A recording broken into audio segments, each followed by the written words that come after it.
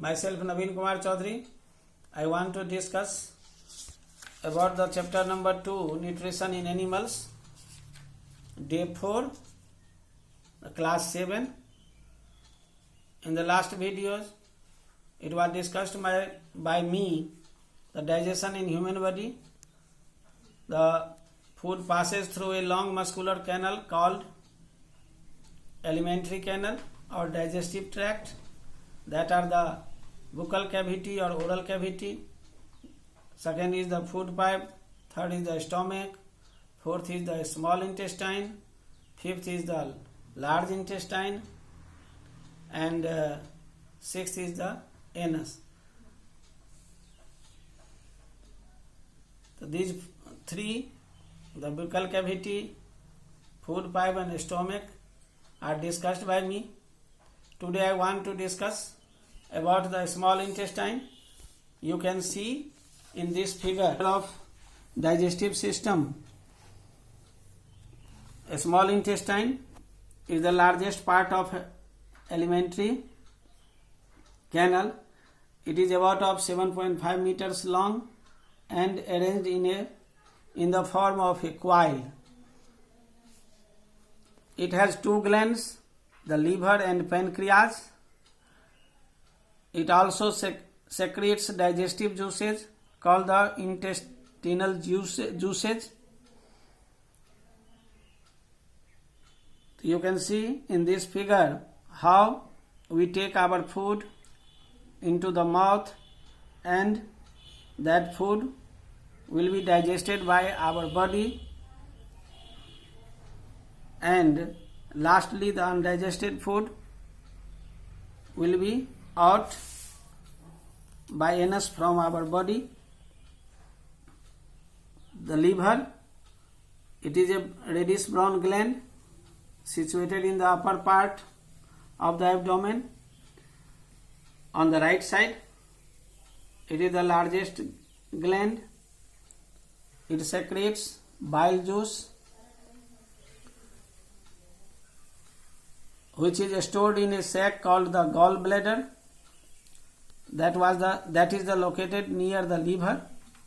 It helps to digestion of fats, because fats are present as a big droplets in the food, or that cannot be digested easily. Then bile juice breaks these big droplets into the small droplets and makes their digestion and absorption.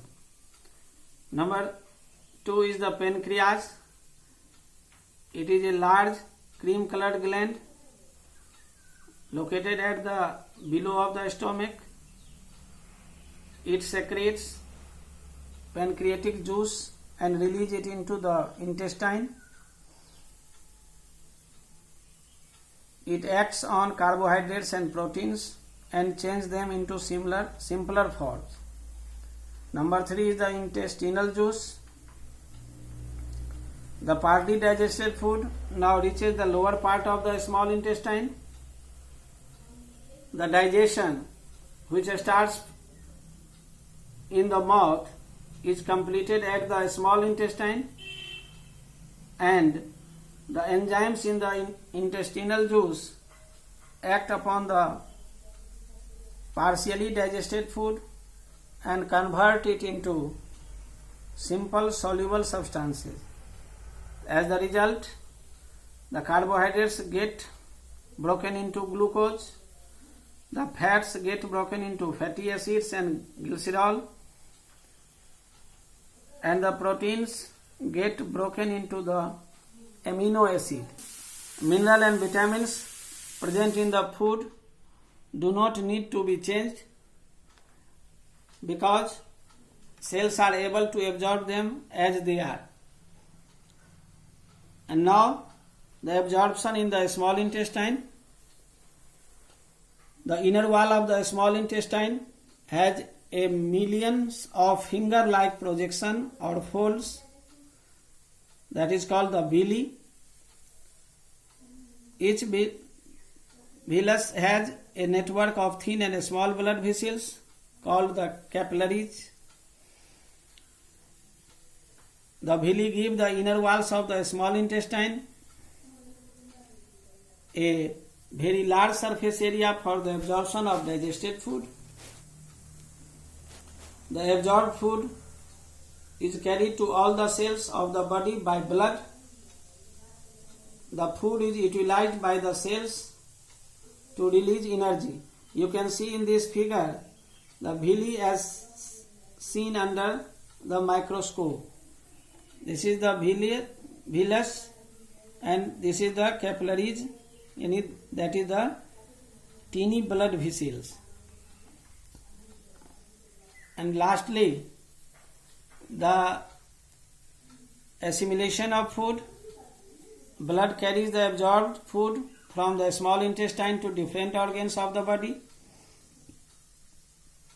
where it is used to build complex substances such as the proteins required by the body for the growth and repair of the body tissues, or that is the final stage in the process of digestion and known as assimilation. In the cells, glucose breaks down with the help of oxygen into carbon dioxide and water, and energy is released. Amino acids are used for building and repairing the body parts. After the digestion, some undigested food also left in our body, or that will be out from the process by the process of digestion. The undigested food from the small intestine into the large intestine, which is wider and shorter than the small intestine. It is about of 1.5 meters length. It has the two parts.